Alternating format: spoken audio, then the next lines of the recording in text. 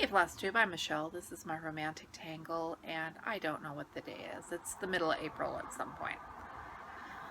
I have actually had time to stitch since my last Flosstube video, which makes me very happy. I hit when you have so much time to stitch that you feel like you have stitched enough and decide voluntarily to put it down and go move on to something else, which doesn't happen as often as it used to. And I am happy when it happens. So I made progress on, I'm going to look up the name of it this time, First Evening in Their Own Home. It is after a painting by H. Fisher. I am not familiar with H. Fisher, but this is what I've been working on for the Stitching Stories with Riola's Sal. And when I started this on January 10th or so, I had delusions that I might finish it before the end of the Sal. Life got busy. Life got busier. The rug got pulled out from under me. I don't know how many times. I still think I did a pretty substantial amount of stitching on this.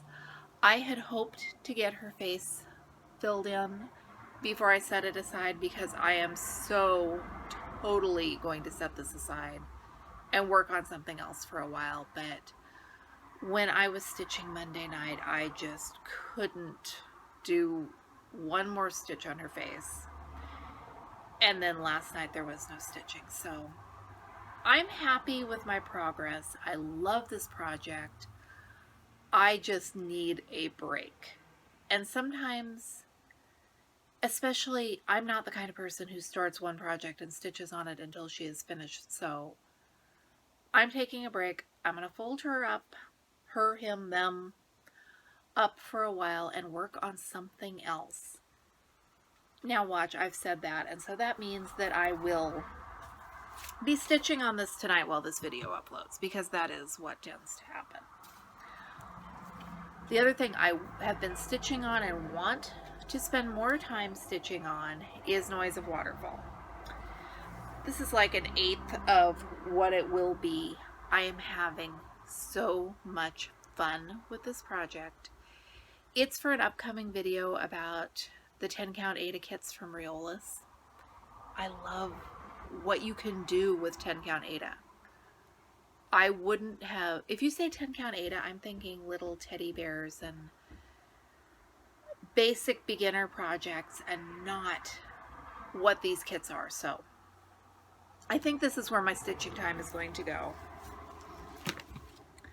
I did some stitching on When I Am Dead and In My Grave, and I'm enjoying the linen, or even weave, whatever this is. It's even weave, not linen. I am enjoying it, but not nearly enough to give up my Aida, because it's pretty, it's a fun challenge, but it also stresses me out.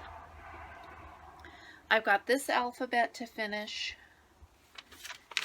and then I need to chart out my name and the date and figure out if that bottom row will fit, because even though I measured and measured again and did the math, I'm just having concerns.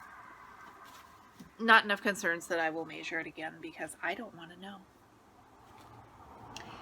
And I pulled out Morning Lake.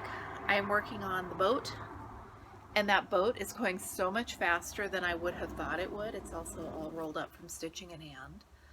I love Dimensions Gold Collection Petites. I wish there were more of them, because they're so much bang for your buck, and then they're so fun to stitch. And this thing, because all this is half stitches, so it is working up fast when I actually sit down and work on it. Hobby Lobby is having their cross stitch clearance. I think the first day I was at my store and saw those bright orange tags was on the 6th. I've got a video. It's a couple before this. I'll link to it in the description below. My favorite of the kits I picked up is this mermaid from Dimensions. I don't think I had seen her before, and she just makes me smile, and I think I'll be starting her this summer.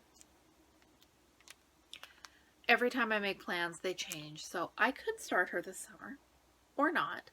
Now that I'm setting aside First Evening in Their Own Home, I am looking at my other whips, and I'm thinking I want to pull out Beach Babies. I want to pull out, there was another one I was really, oh, the Lighthouse Beacon at Daybreak.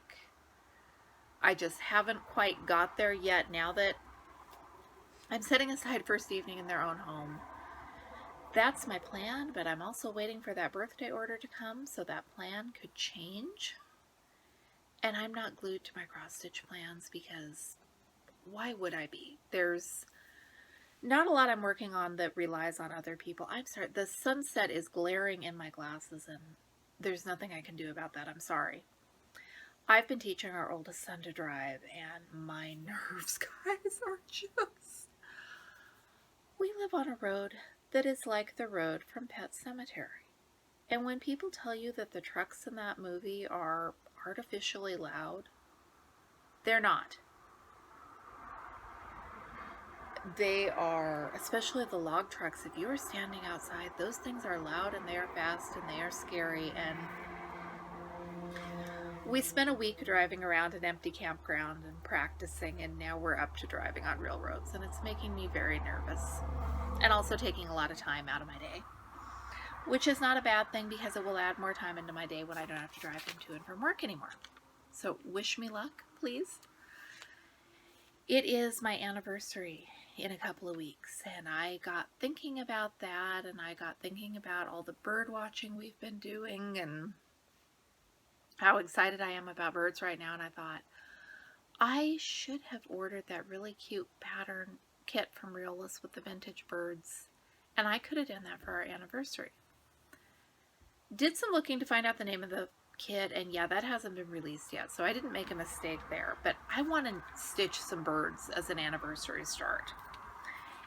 Have you ever looked to see how many pairs of bird couples there are in cross-stitch patterns and how cute they all are?